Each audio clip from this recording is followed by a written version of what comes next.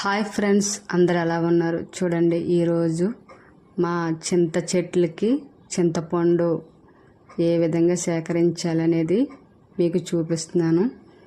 ఈరోజు 5-6 చెట్లు ఉన్నాయన్నమాట, చింత చెట్లు. ఆ చింత చెట్లకి కాసినవి ఈ చింతపండు అన్నమాట. చూడండి, ఇలా ఒకటి ఏరుకొని ఇలా పోగు పెట్టుకోవాలన్నమాట.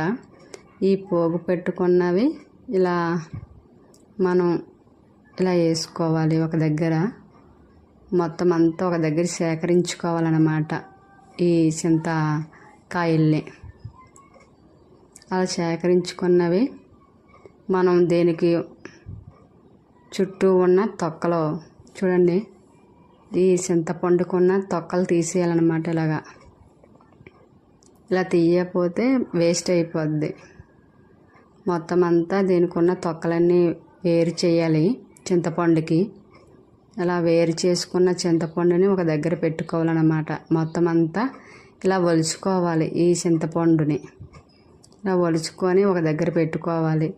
దీని లోపల ఉన్న చింతపిక్కలు ఉంటాయి చూడండి, ఆ చింతపిక్కలు తీసేయాలన్నమాట. ఈ చింతపండులో ఉన్న చింతపిక్కలు తీసేయాలి.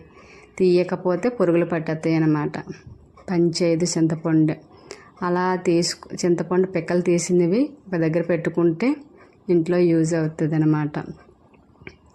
ఇది చింతపండు సాంబార్ పెట్టుకోవడానికి యూజ్ అవుతుంది. అలాగే చింతపండు పచ్చడి ఇలా కర్రీస్లో యూజ్ అవుతుంది అన్నమాట. ఈ చింతపండు ఇంట్లోకి చూడండి, నేనైతే చింతపండు వలుస్తున్నాను అన్నమాట. ఇక్కడైతే చాలా చింతపండు దొరుకుతుంది అన్నమాట, చాలా ఎక్కువ. ఇది మా ఫ్రెండ్ వాళ్ళ ఊర్లో అన్నమాట. చూడండి ఎన్ని చింతపండు ఉన్నాయో. నేనైతే ఇలా ఒలుచుకొని ఒక దగ్గర పెట్టుకొని నిల్వ చేసుకుంటాను అన్నమాట. కేజీ చింతపండు అయితే ఒక 80 రూపాయలు 70 రూపాయలు అయితే ఉంటుంది అన్నమాట. ఫ్రెండ్స్, మన వీడియో చూసి లైక్ చేయండి, సబ్స్క్రైబ్ చేయండి. అలాగే సంజనారెడ్డి ఛానల్ అయితే సపోర్ట్ చేయండి ఫ్రెండ్స్, మర్చిపోకండి.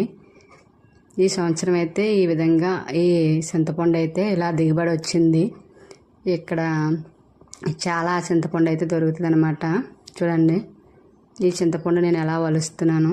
ఫ్రెండ్స్, మర్చిపోకండి, మన వీడియో చూడండి, లైక్ చేయండి. బాయ్ ఫ్రెండ్స్, ఉంటాను మరి, బాయ్.